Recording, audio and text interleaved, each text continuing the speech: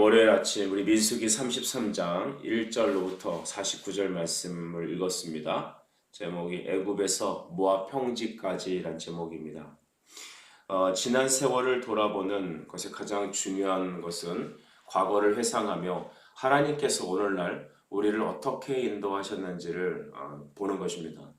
그래서 우리의 하나님의 은혜를 깨닫고 감사하는 삶이 신앙의 기본인데 그 감사는 어디서 나옵니까? 모든 여정, 모든 인생의 순간순간에 하나님이 함께 하셨다는 것을 깨닫는 것입니다. 여러분 지금까지 살아온 것 주의 크신 은혜인 줄 믿길 축복합니다. 우리 찬송가에도 있죠.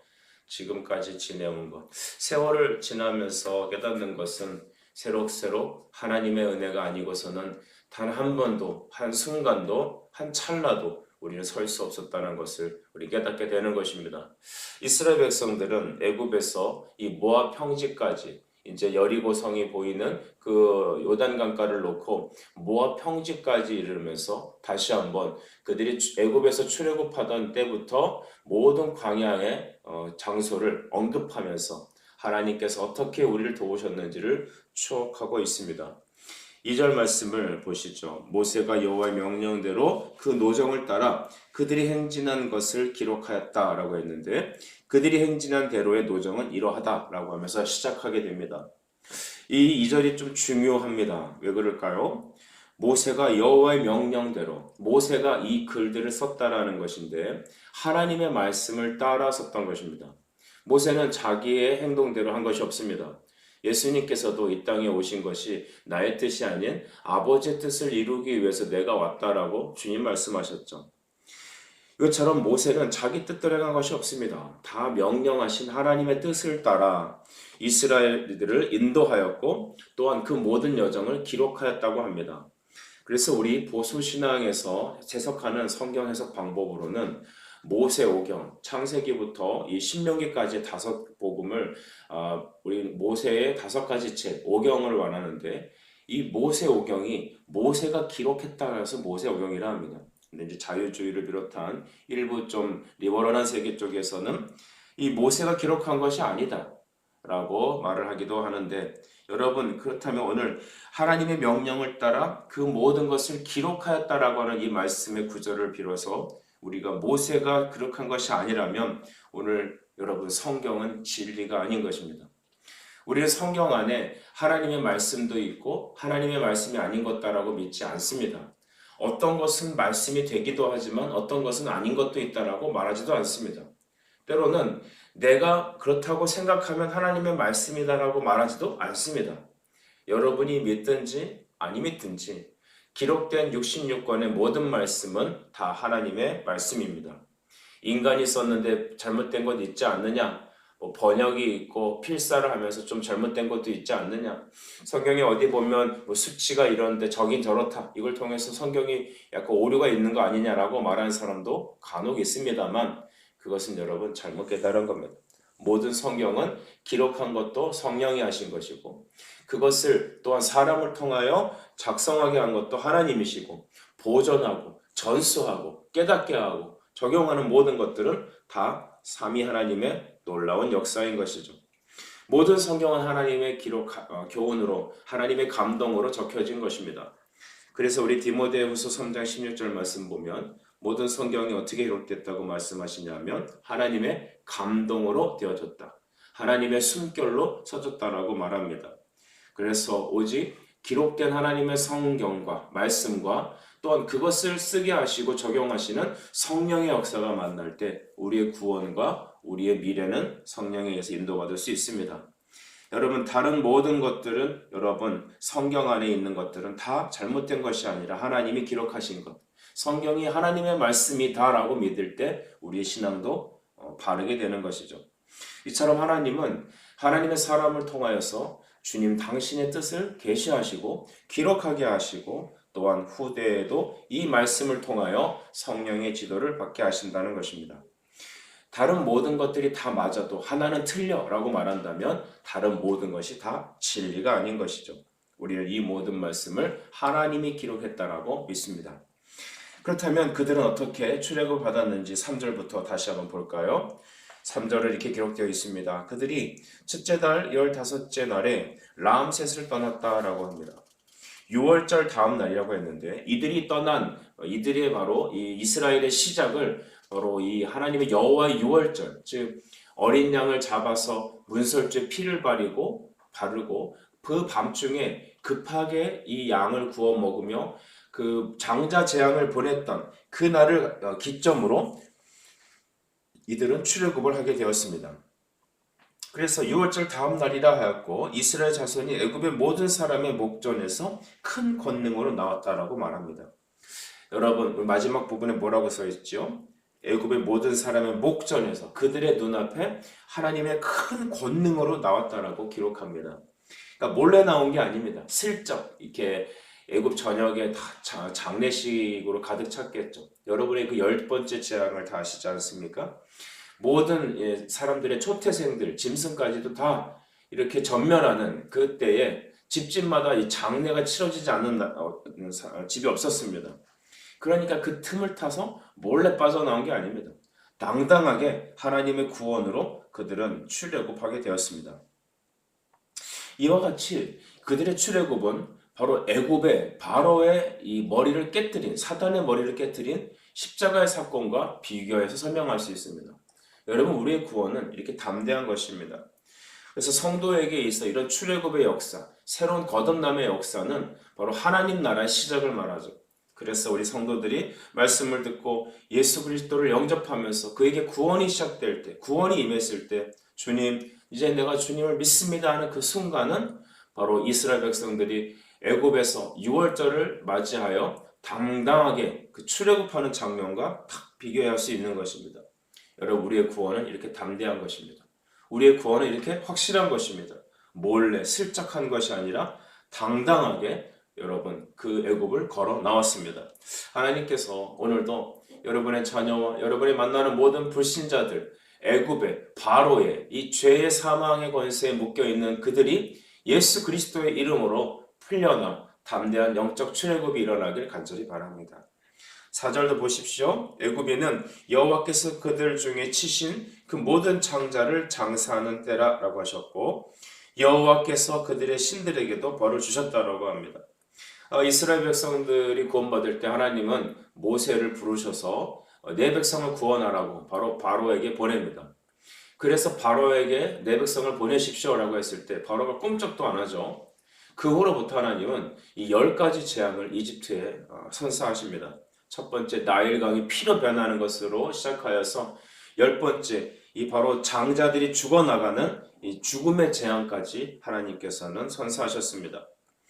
그 재앙 중에서 이 4번째 이 파리 재앙이 있는데 온 나라에 파리가 뒤덮이는 재앙이 있었죠. 그때부터는 하나님께서 애굽인들이 사는 이 땅과 그 다음에 이집트 히브리 노예들이 사는 이 고센 땅을 분리하셔서 나타나셨습니다. 즉 애굽인들은 파리 재앙부터 이렇게 고통받고 심판을 받을 때 하나님의 백성이 있는 이스라엘 노예가 있는 그 고센 땅은 재앙으로부터 이렇게 벗어났죠. 그래서 바로 애굽인들이 봤을 때 하나님의 백성과 또 이 애굽 백성들이 어떤 취급을 받는지를 눈앞에 딱 보여주신 것입니다. 그리고 그들은 이 10번째 재앙 장자시 때 모든 사람들이 다 죽을 때 이스라엘 백성들은 어린 양을 잡아서 이 문설주 임방에 피를 바르고 함으로써 죽음의 심판이 그들을 피를 바른 집들은 다 뛰어넘게 되었습니다. 그래서 뛰어넘었다 해서 이날을 유월이라 하고 영어로는 패스오버라고 하죠. 여러분 우리도 예수 그리스도의 피로 우리 뿌림받은 하나님의 자녀들입니다. 예수의 사람들, 하나님 믿는 사람들은 죄를 한 개도 안 짓는 사람들이 아니라 그 죄에서 어린 양의 피로 구속을 받은 것이죠. 그래서 구원은 이 땅에 있는 도덕적인 기준으로는 성립되는 것이 아니라 예수를 믿어야 됩니다. 특별히 어떤 작용으로일까요? 어린 양의 피로 십자가에서 피 흘리신 그 예수 그리스도의 십자가를 믿는 사람들에게 죄사함에 죽음의 공포에서 넘어가는 은혜가 주어집니다. 특별히 10가지 재앙들은 이집트에 있는 모든 우상과 죄를 심판하는 심판의 의미가 있습니다. 나일강의 풍요를 의지했던 그들에게 나일강의 심판이 그 다음에 그들에 있는 모든 개구리라든가 이라든가 또 짐승들을 쳤던 이 독종 같은 것들은 바로 이 짐승을 우상화했던 나의 애굽에 있는 모든 이 우상들을 다 하나님께서 심판하시는 바로 심판이었던 것입니다.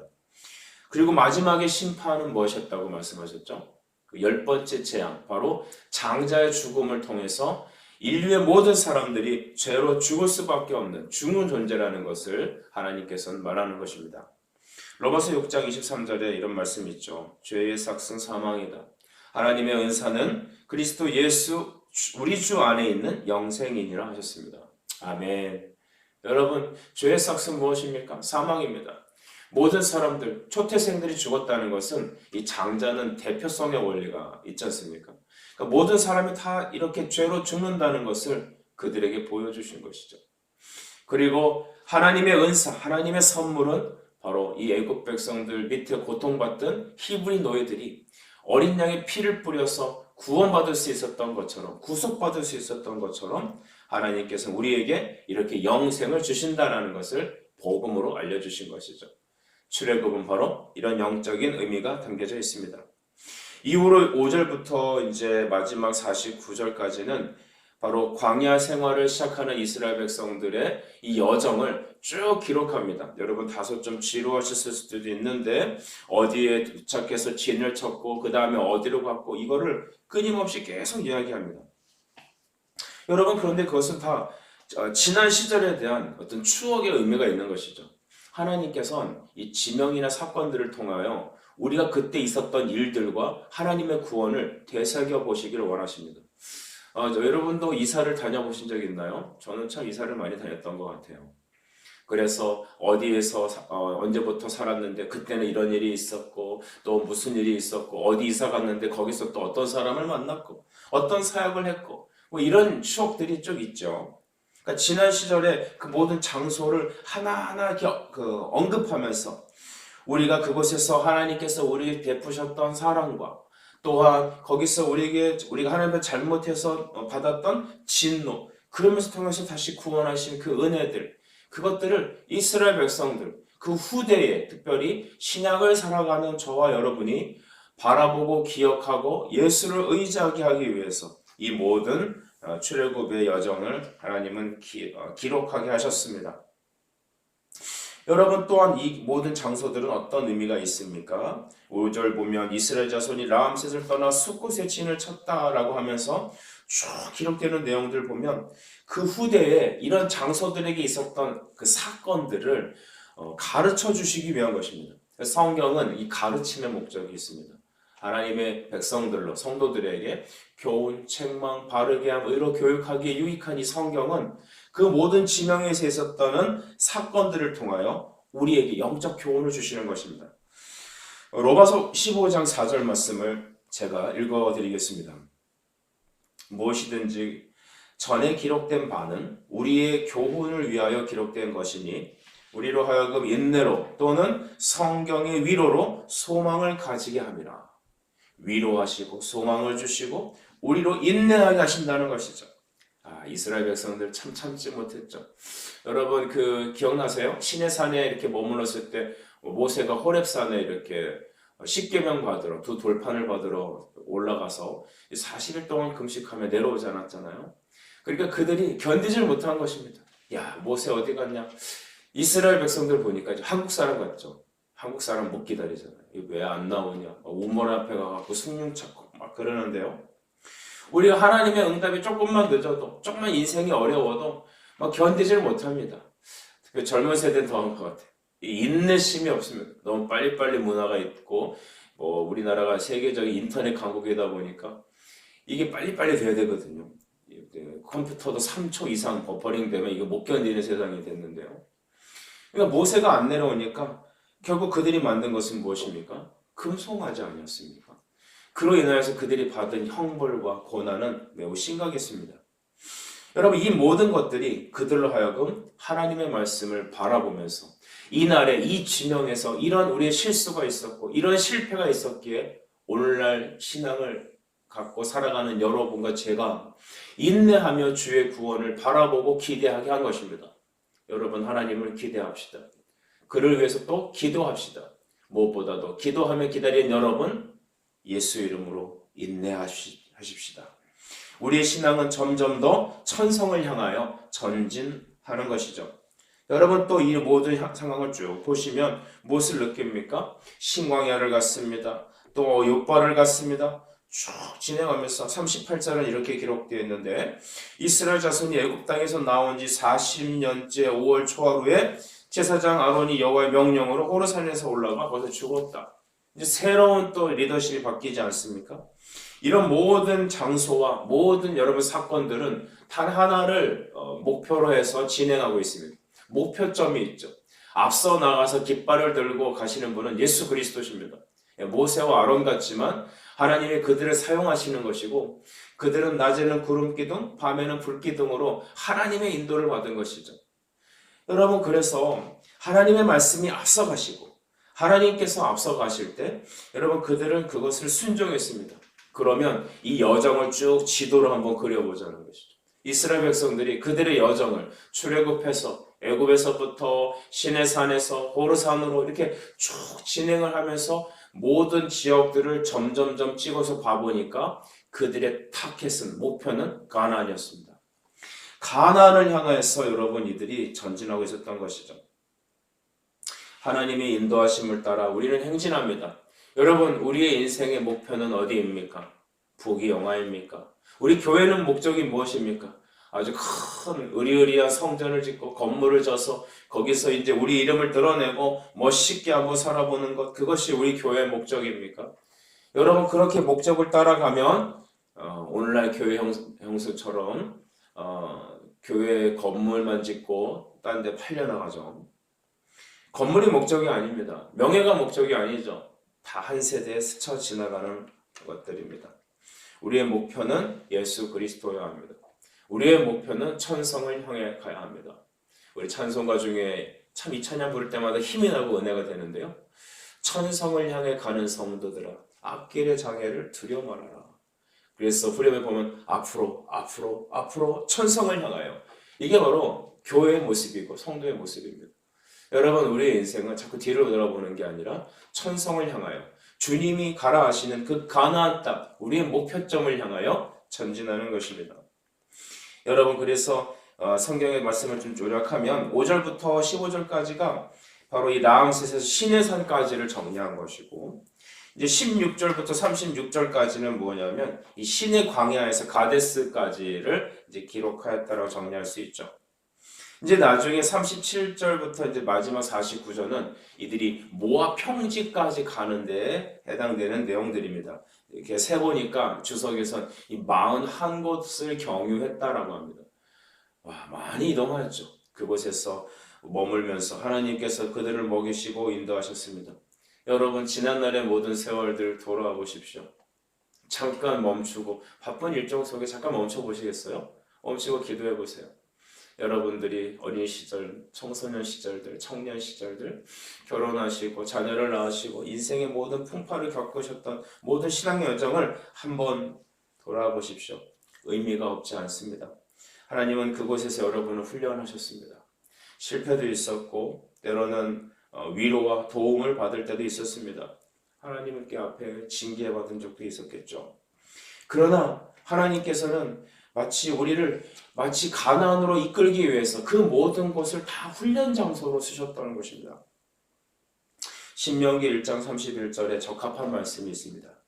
광야에서도 너희가 당하였거니와 사람이 자기 아들을 아는 것 같이 너희의 하나님 여호와께서 너희가 걸어온 길에서 너희를 안으셔서 이곳까지 이르게 하셨느니라 하셨습니다.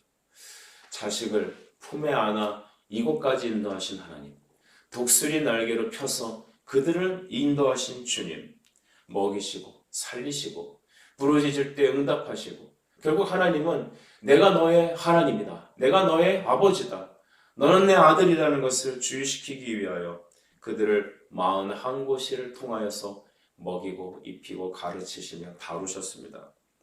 사랑하는 여러분, 오늘 우리가 나아야 된 것은 다 하나님의 은혜입니다. 오늘 이들은 모압 평지 앞까지 도착했습니다.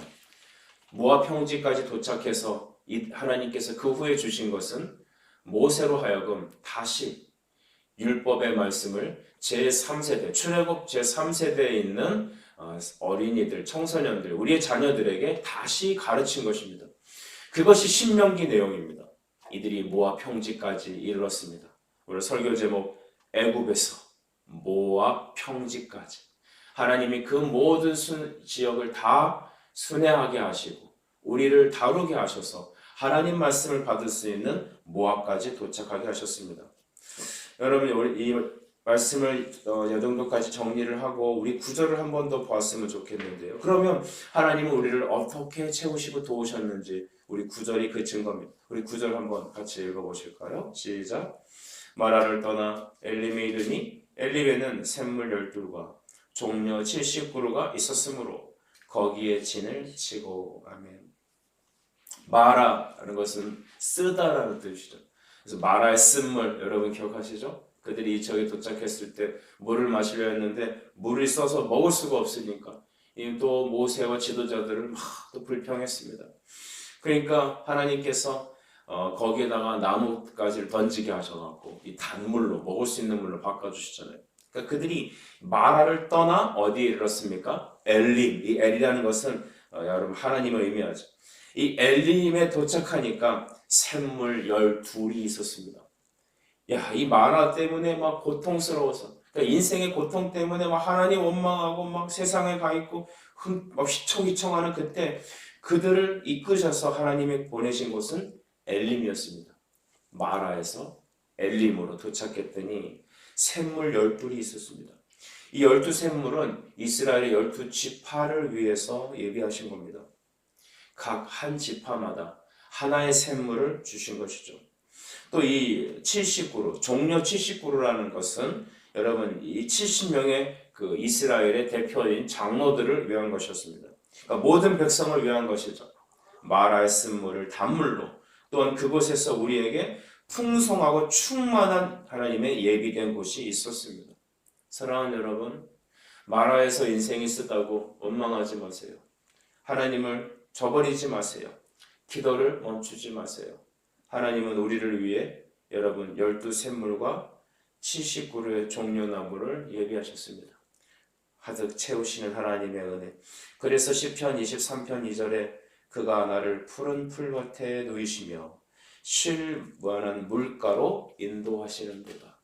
인도하시는 하나님. 나를 안으셔서 여기까지 인도하셔서 모압 평지에서 다시 율법의 말씀을 듣게 하신 하나님. 우리의 목적은 바로 가나안, 우리 가나안 복지를 향하여 가는 것입니다.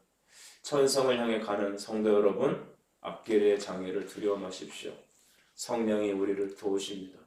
마라의 쓴물을 경험해도 비록 실패하고 넘어졌을지라도 하나님은 12샘물과 또한 70의 종려나무를 예비하셨으니 그 주를 바라보고 인내하며 그에게 견인받으며 오늘도 하루하루 우리의 믿음의 길을, 천성을 향해 달려가는 우리의 길을 멈추지 않으시길 간절히 축복합니다. 기도하겠습니다. 사랑과 은혜의 주님, 이 아침에도 우리에게 말씀을 듣게 하시니 감사합니다. 하나님, 애굽에서 모압 평지까지 마치 자식을 품에 안으셨던 그 하나님의 인도하심이 12샘물과 70 종려나무를 만나게 하셨습니다. 하나님, 오늘 우리 연약한 성도들 붙잡아 주시고 인내하여 온전히 주의 뜻을 이루어가는, 그래서 우리를 도우시는 하나님의 손을 경험하는 이 하루 되게 하여 주시옵소서. 예수님의 이름으로 기도드립니다. 아멘.